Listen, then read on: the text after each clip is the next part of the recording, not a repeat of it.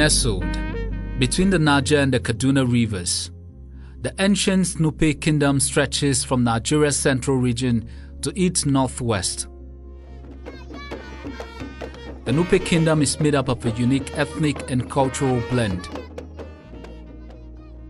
As with many prehistoric African societies, ethnic ancestors in a survival quest migrated and settled in farming communities. Some historical sources recount the emergence of a folk hero, Sudi, who defended the Nupe people from Ida domination around the 15th century. Sudi migrated from Ida to Nupeko, conquering the territory and declaring himself paramount traditional ruler of all the Nupe people. He assumed the revered title of Etunupe, a role that remains significant to date. Another influential figure who shaped the Nupe Kingdom was Malam Muhammadu Bangana from Birnin Kebbi, later affectionately known as Malam Dendo by the Nupe people.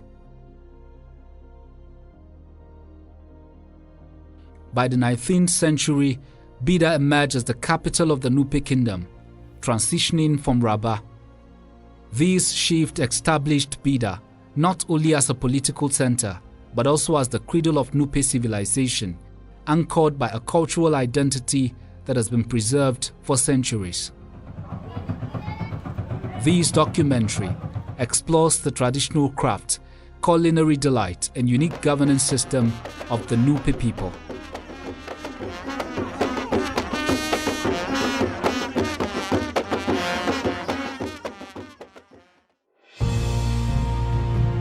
Bida, the capital of the Nupe Kingdom, is governed by one of the most respected monarchs in northern Nigeria, the Etunupe.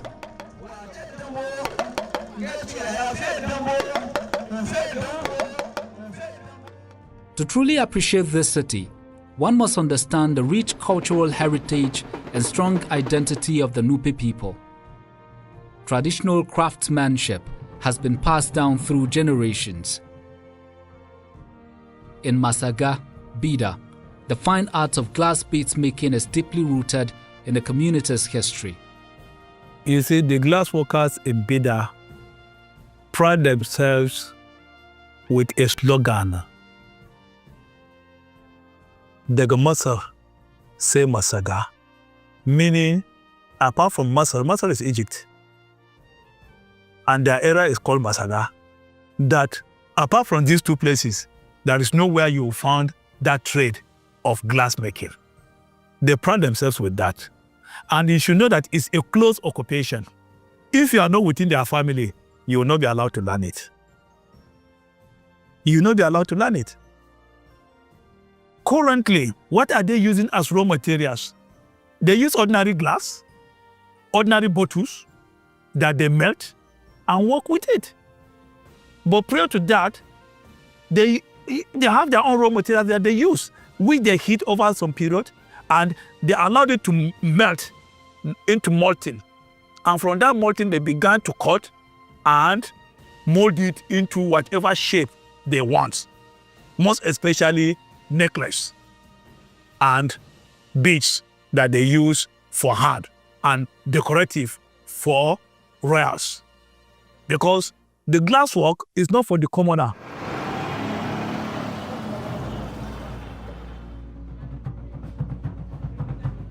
Artisans like Umaru carry on the family legacy of glass beads making. He has welcomed visitors from around the globe, all intrigued by this unique craft. Da zuwa Masari muka taso. Daga Masari muka taso, iyayenmu muka taso har zuwa nan. Shi babanmu sun suka koya mu wannan aiki. Ni ma na koya su yara mu. In kaya musu. Wani lokaci na neman wani ba mu samu. Wani lokaci muna neman ba mu samu. Wani lokaci sai mu tasu daga nan zuwa Lagos. Wani lokaci mu tasu ko daga nan zuwa Kano kafin mu samu wannan. Wani lokaci kasuwa yana yi bacci. Wani lokaci kasuwa yana bacci. Wani lokaci ma ya taso kai kamar ba za yi wani ba ake ba. har da nasara suna zuwa.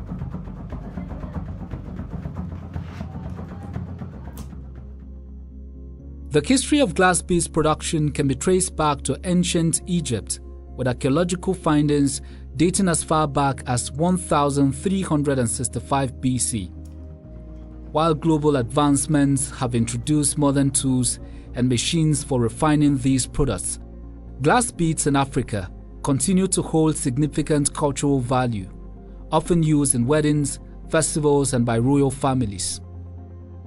In those days, the products never stay on ground. Before it is even produced, but before it was produced, the buyer, prospective buyers have deposited money. So you produce for the supplier, for the buyer. It was not common. But now, because of technology, because of modern jewelries, the use of glass beads, glass accessories has declined. And anytime you go there, you will find them there, you can buy if you so wish. The only thing, yes, as you said, is not as beautiful as the modern one. All what they need is for government to invest in it and modernize it. That is one aspect that we are failing. While we appreciate the beauty of products from outside, we can also improve on our own by investing in it, modernizing it to compete with the foreign ones. But we are lacking in doing it. That is our greatest undoing in this part of the world. Despite the long-standing history of glass beads production in Masaga, there is still a need for adaptation to modern market demands. The finished products require improved packaging and presentation to compete favorably with international brands.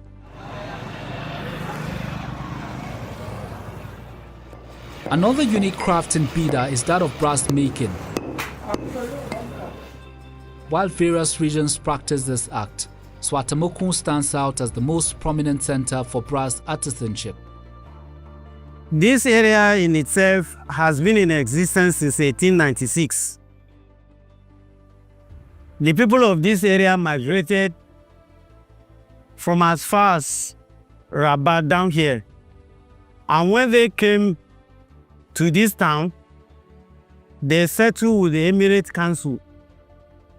It is the Emirate Council who now brings them here, because you could find at that particular time, the inhabitants of this area were found to be doing one work or the other relating to iron, brass, and aluminum.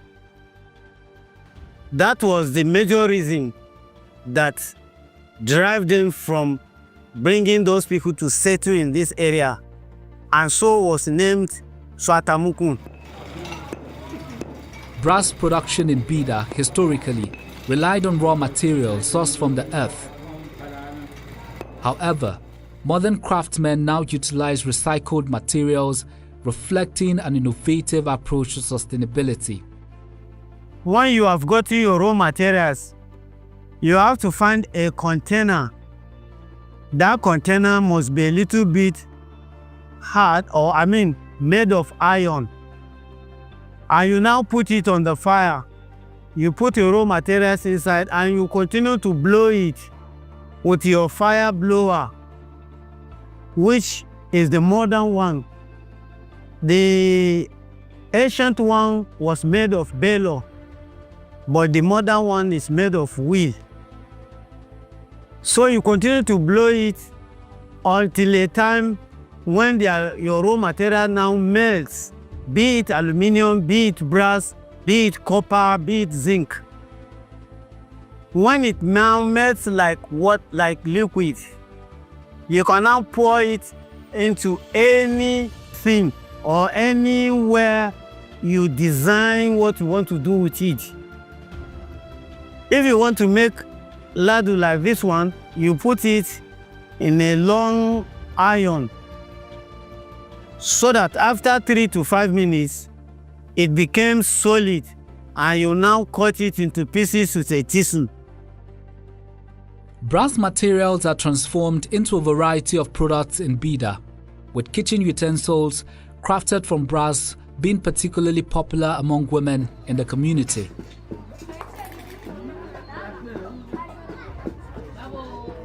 The Nupe people also take great pride in their culinary heritage. Among many, the unique rice dish known as eje shikafa and bean soup stands out. While other tribes in Nigeria may also recognize this dish, the Nupe have a distinct way of preparing it. When Nupe people tell you, or a Nupe person tells you eje, it means swallow.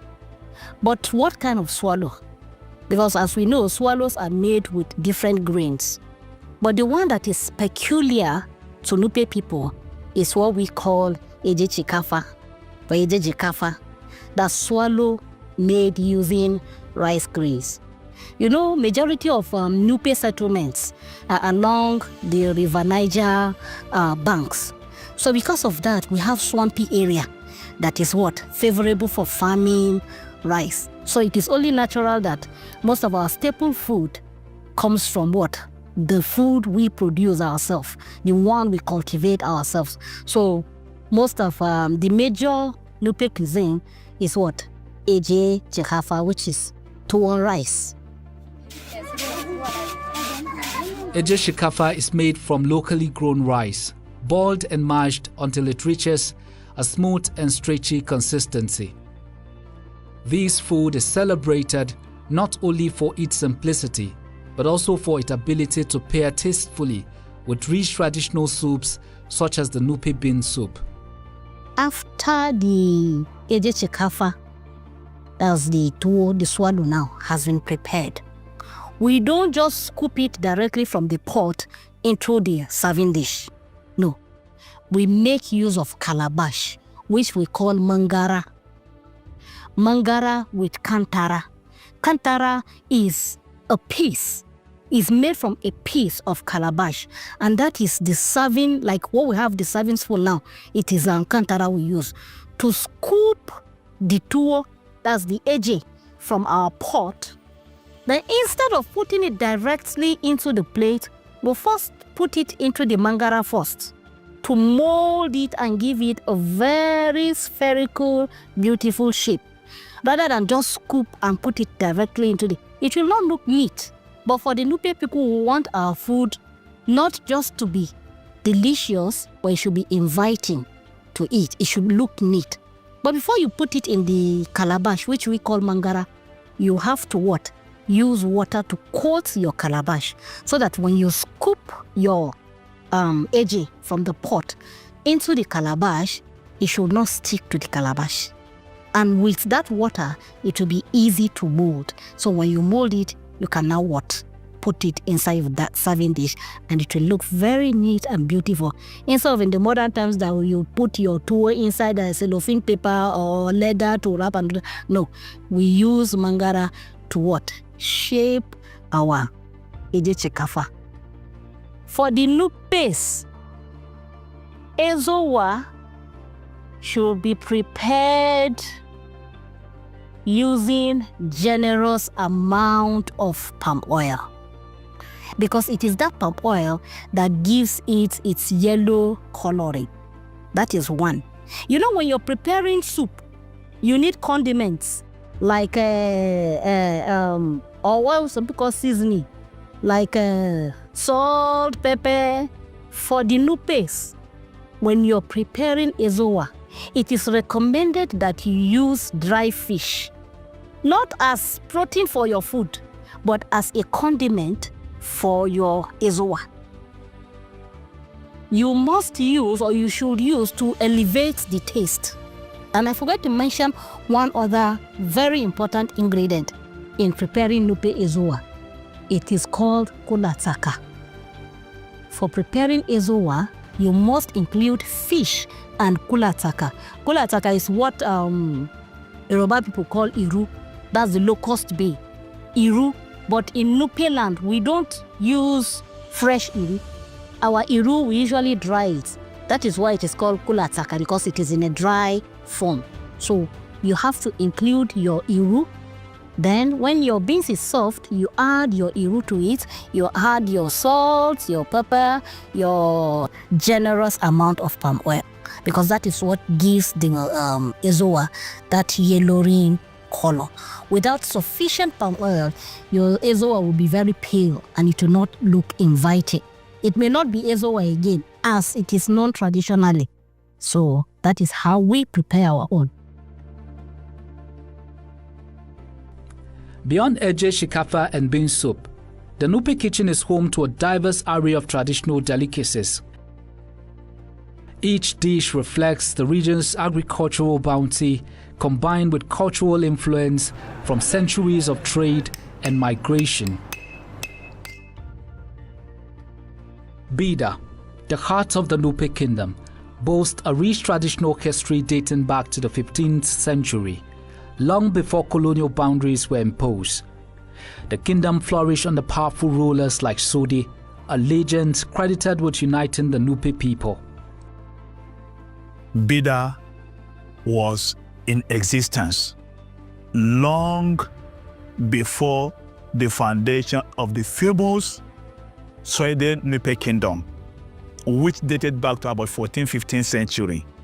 Because Bida was one of the principal settlements that formed the core Nupe area.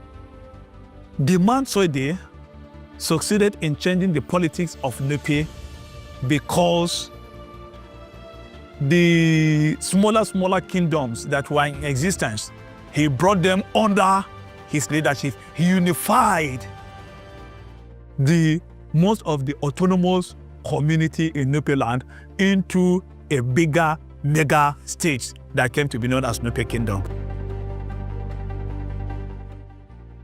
The 19th century brought significant changes with the Danfodio Jihad, leading to the fall of the Nupe capital in Rabat and the re-establishment of leadership in Bida. This era marked the blending of Islamic influence with Nupe traditions.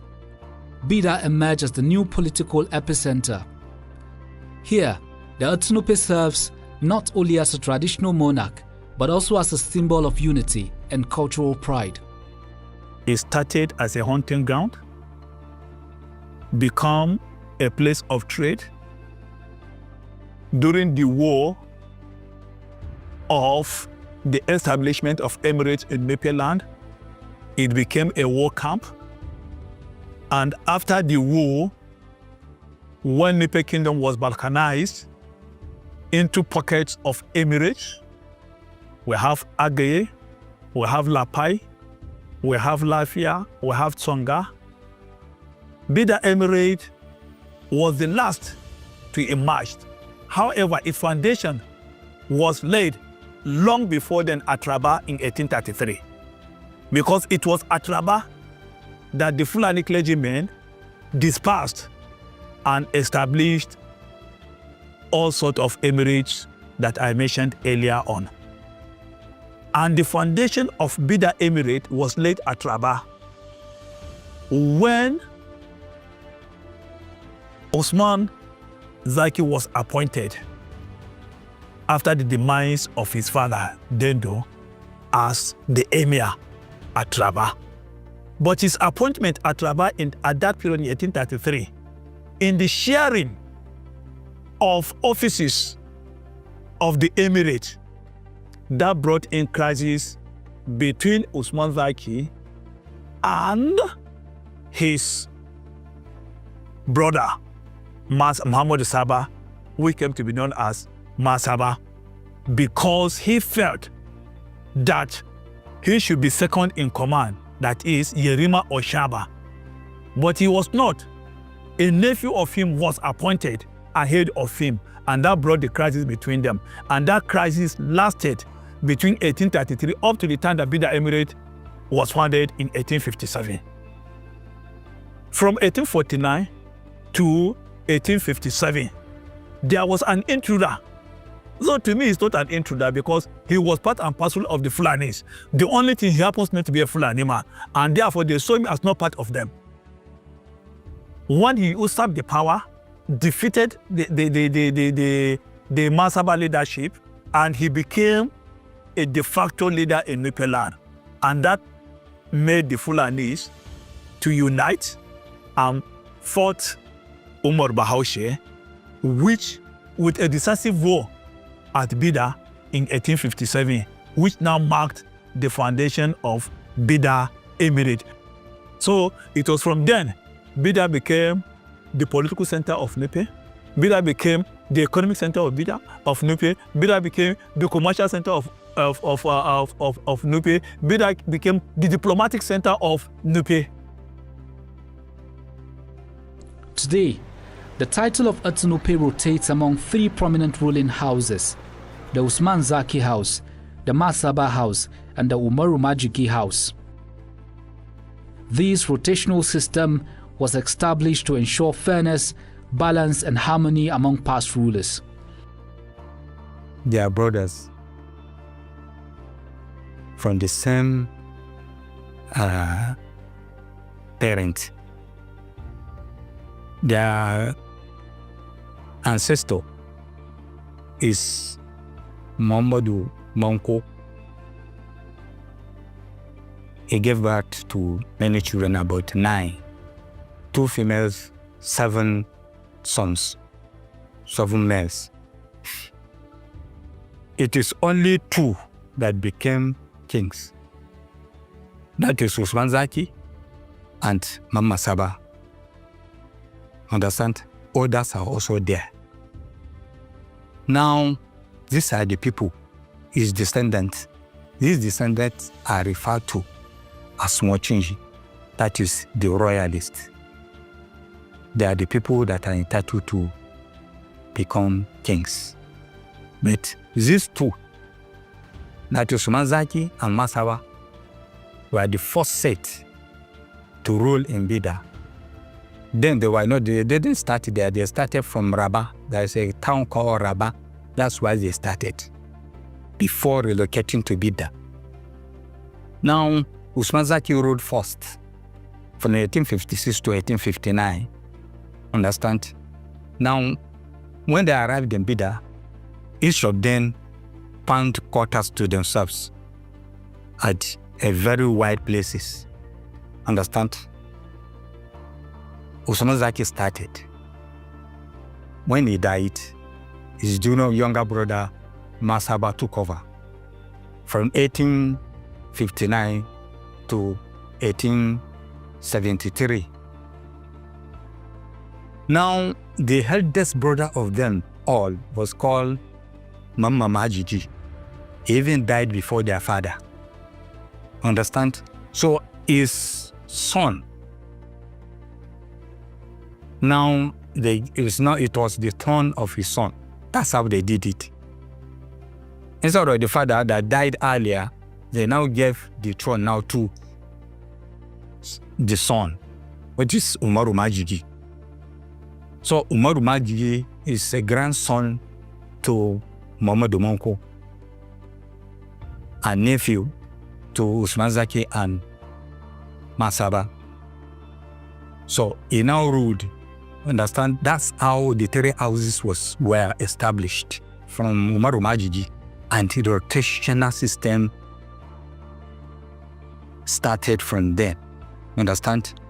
So when Usman Zaki died in 1884, so the rotation now went to Usman Zaki. That's the first house where the present emir emerges. From the rhythmic beats of drums to the wisdom enshrined in the throne, from the enticing aroma of bean soup to the shimmering glow of brass, the Nupe Kingdom thrives on its rich heritage. Primarily farmers, fishermen, and traders, the Nupe people benefit from fertile land and a riverine environment that offers abundant resources, including rice, millet, and yams. Today, Bida is a picture of the delicate balance between tradition and modernity. While the younger generation explore diverse cultures in the digital age, the essence of the Nupe is carried on in their language, values, and communal life.